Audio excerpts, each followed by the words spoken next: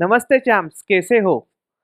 PCM with वीर भैया में आपका स्वागत है बच्चों। आज का टॉपिक बहुत ही इंटरेस्टिंग होने वाला है क्योंकि आज के टॉपिक में बच्चों हम लोग देखने वाले हैं कि why college ranking doesn't decide your future. ठीक है बच्चों, अभी कैप राउंड सीईटी के कैप राउंड अभी चालू है, ऑलमोस्ट खत्म होने पे ही है और बहुत सारे बच्चों को कॉलेजेस मिले हैं।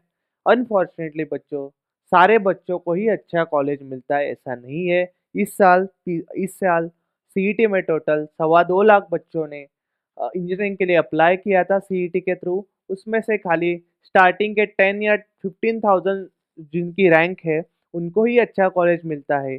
बचा हुआ जो क्राउड है, मतलब अराउंड 1.5 लाख 2 लाख के आसपास जो क्राउड है, उनके लिए ये वीडियो रिलेटेबल होने वाली है बच्चों। ठीक है, तो आज की वीडियो में हम लोग देखने वाले हैं कि why college ranking doesn't decide your future. बच्चों, बहुत सारे बच्चों अभी निगेटिव में चले गए हैं, बहुत सारे इमोशनल भी हो गए कि यार ये बच्चे को तो कॉलेज मिला, इसने पढ़ाई की थी, या फिर कुछ रीजंस की वजह से अगर आपको सीईटी में कम मार्क्स आए होंगे तो आपको इतना अच्छा कॉलेज नहीं मिला होगा। तो आज के वीडियो में हम लोग देखने वाले हैं कि अगर आपको टीयर 2 या फिर टीयर 3 कॉलेज मिलता है, उस केस में भी आप अपना करियर अच्छे से बिल्टअप कर सकते हो। ठीक है, तो आज की वीडियो में ये पहला देखते हैं। ठीक है, तो फर्स्ट पॉइंट है बच्चों यहाँ पे कि skills are more important than college name. ठीक है, आजकल बच्चों यही है बच्चों कि आप कौन से कॉलेज से पास आउट होते हो, मतलब सीओईपी से पास आउट होते हो, विजेटीआई से पास आउट होते हो, आईसीटी से पास आउट होते हो, ये सारी चीज़ें मैटर नहीं करती है। आजकल जो कंपनीज है उनको ये मैटर करती है कि what value are bringing to the company, मतलब आप अगर वो ऑर्गेनाइजेशन का हिस्सा होते हो तो आपके पास कौन कौन सी स्किल्स है जिसके कारण आगे वाली कंपनी को फायदा होने वाला है। ठीक है, तो कॉलेज रैंकिंग के ऊपर जाओ मत। ठीक है, हाँ, हालांकि सीओपी वीजीटीआई आईसीटी जैसे मतलब जो बड़े बड़े कॉलेजेस है बच्चों, वहां पे आपको एक कॉम्पिटिटिव एज मिल जाता है कि you are from top colleges in Maharashtra वगैरह वगैरह। उसके अलावा उसका कुछ भी फायदा नहीं है बच्चों। एंड ऑफ द डे आपके करियर में आपके स्किल्स ही काम आने वाले हैं। ठीक है, जैसे कि अगर हम लोग देखें यहाँ पे गूगल है, माइक्रोसॉफ्ट है, इंफोसिस है, ये सारे कंपनीज को बच्चों फर्क नहीं पड़ता है कि आपने कौन से कॉलेज से इंजीनियरिंग की है। ये इनको फर्क एक ही चीज से पड़ता है कि आपके पास स्किल्स क्या है। तो आपके मैं बताता हूँ उतना ही। एक एग्जाम्पल लेते हैं, आप चाहिए तो गूगल करके देखना बच्चों। ऋतुपर्णा केस नाम का है एक कैंडिडेट, सह्याद्री कॉलेज मंगलुरु से उसने किया था, उसको 72 लाख एलपीए मिला है अभी।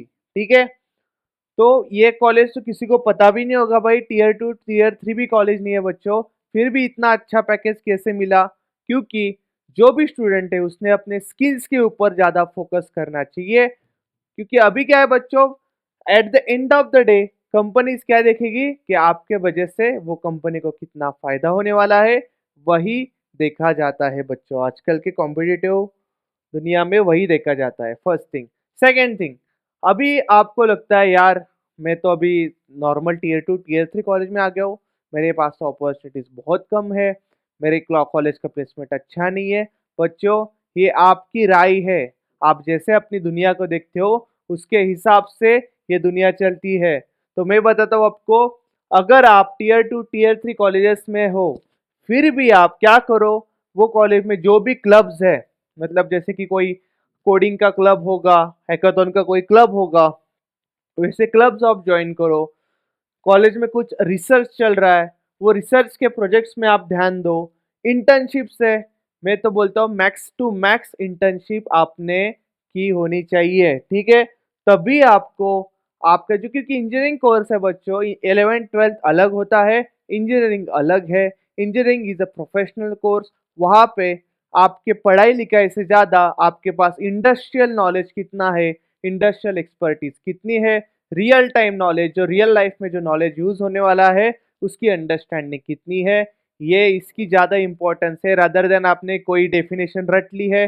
कुछ फ़ायदा नहीं है बच्चों, वो डेफिनेशन रटने से कुछ फ़ायदा नहीं है। जो कंसेप्ट आपने सीखा है उसका एप्लीकेशन करना आपको आना चाहिए। ठीक है, अपॉर्चुनिटी सारी जगह पे बच्चों। आप अपना लिंक्डइन प्रोफाइल अच्छे से बनाना, वहां पे आपको सारे दुनिया के जितने भी सीईओज है, जितने भी कंपनीज में काम करते हैं, सारे बंदे यहाँ पे आपको मिल जाएंगे। उनको आप पर्सनली कांटेक्ट कर सकते हो। गिटहब में अगर आप टेक में जाते हो, IT, computer science, AI, ML में जाते हो, तो गिटहब में आप अपने प्रोजेक्ट्स करके वो गिटहब का प्रोफाइल आप कोई भी कंपनी के साथ शेयर करके आपको इंटर्नशिप मिल सकती है, आपको जॉब भी इजीली मिल सकता है। ठीक है, गिटहब है, कोड शेफ है, ये सारे यहाँ पे भी आप अप्लाई करके आप मिल सकता है आपको। ठीक है, उसके बाद का देखते हैं नेटवर्किंग। थर्ड थिंग है यहाँ पे, networking can beat any ranking. ठीक है, तो अभी नेटवर्किंग में दो तीन चीजें हैं बच्चों। आपके कॉलेजेस के जो भी सीनियर्स है, एल्यूमिनाइज है या फिर इंडस्ट्री एक्सपर्ट्स है, उनसे आप नेटवर्किंग करो। क्या करो बच्चों, कुछ नहीं करना है आपको। वर्कशॉप्स होते हैं, टेक फेस्टिवल्स होते हैं।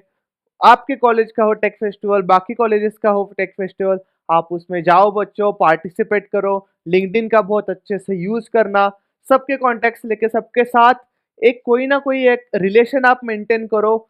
मैं डेफिनेटली कह सकता हूँ, अगर आपका रिलेशन अच्छे है तो आपको जॉब मिलने में बहुत आसानी हो जाती है बच्चों। First thing.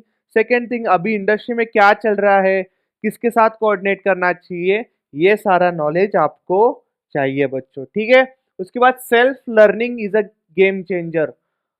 ठीक है बच्चों, अभी का सबसे बूमिंग स्टार्टअप है परप्लेक्सिटी एआई। ठीक है, यूएस का स्टार्टअप है, देख लेना गूगल पे जाके परप्लेक्सिटी एआई करके।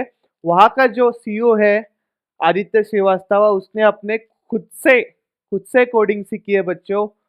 वो कंप्यूटर साइंस इंजीनियर भी नहीं है, फर्स्ट थिंग। सेकेंड थिंग, उसने खुद से कोडिंग सीख के इतनी बड़ी कंपनी बनाई है।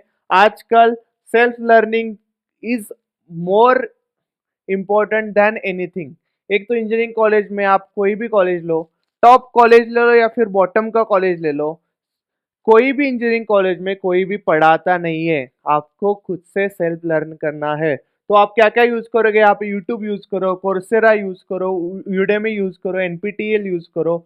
ये सारे पोर्टल्स आप यूज करके जो भी इंडस्ट्रियल स्किल्स है, वो सारी इंडस्ट्रियल स्किल्स आप सीख सकते हो। और जो सेल्फ लर्निंग के साथ करता है, उसके पास हमेशा एक कॉम्पिटिटिव एज होता है कि उसको ज्यादा डीपली नॉलेज है। राइट, अगर आप कंप्यूटर साइंस करते हो तो आपको कोडिंग का ज्यादा डीपली नॉलेज होगा, क्योंकि सेल्फ लर्निंग ही इंपॉर्टेंट है बच्चों। फोर्थ है बच्चों, क्या होता है कि एटीट्यूड और कंसिस्टेंसी बहुत इंपॉर्टेंट है। बहुत सारे बच्चों को ये बताया जाता है कि भाई 12th तक पढ़ ले, उसके बाद आराम है जिंदगी। भाई आराम कभी लाइफ में मिलता ही नहीं है, दैट्स द फैक्ट। क्योंकि बच्चों यहाँ पे क्या है कि हम लोग 12th करते हैं, 12th में बहुत ज़्यादा पढ़ाई होती है, बहुत ज़्यादा टेंशन होता है, तो इंजीनियरिंग कॉलेज जाते हैं। मैं तो इतना ही बोलूँगा आपको कि आपकी कंसिस्टेंसी आप मत खोना। डेली एटलीस्ट 1 घंटा आपको पढ़ाई करनी है, एटलीस्ट मैं बोल रहा हूँ। और कंसिस्टेंट रहना through out the four years, आप कंसिस्टेंट रहो। क्योंकि बहुत सारे बच्चों का, I would say more than 80% बच्चों का यही प्रॉब्लम होता है। मेरा भी प्रॉब्लम हुआ था कि जब आप कॉलेज में इंटर करते हो इंजीनियरिंग के, तो आप थोड़ा बहुत चिल हो जाते हो। चिल मत होना बच्चों, थोड़ा बहुत सीरियस होना। 1 घंटा एटलीस्ट डेली आप पढ़ाई करना। उसके बाद जो भी है मेरे इनसे में मिड से में उसके हिसाब से आप करना, लेकिन कंसिस्टेंसी रखना बच्चों। प्रोजेक्ट्स पे ध्यान देना, इंटर्नशिप्स पे ध्यान देना। जितना आपको इंडस्ट्रियल नॉलेज ग्रैब करने आता है, उसके ऊपर फोकस करो बच्चों, रैदर देन जो रटने वाले लोग हैं वो सब काम करना बंद कर दो। अभी रटना वाला जो भी है वो सब कुछ बोल दो, सब कुछ बंद कर दो बच्चों। उसके बाद लास्ट है कंक्लूजन भाई, वही है कि भाई कॉलेज क्या है बच्चों, आपका कॉलेज एक लॉन्च पैड है बच्चों, आपके करियर का लॉन्च पैड है बच्चों। जितने भी 4 साल है बच्चों, आपके पास 1200 दिन है, उसका आप अच्छे से यूज करना। अच्छे से आपका जितना हो सकता है उतना आप अपनी स्किल्स के ऊपर, जो भी स्किल्स है आपके पास, कम्युनिकेशन स्किल्स है, उसके बाद आपके पास कोडिंग स्किल्स है, प्रोफेशनल आपको इंडस्ट्री में कैसे रहना है, वो सारे स्किल्स है। जितने भी स्किल्स है आप सारे स्किल सेट्स के ऊपर काम करना चालू करना बच्चों। जितना आप अपने ऊपर काम करोगे उतने आप बेहतर बनते जाओगे और उतना बेहतर ही आपका करियर होने वाला है। थैंक यू सो मच बच्चों।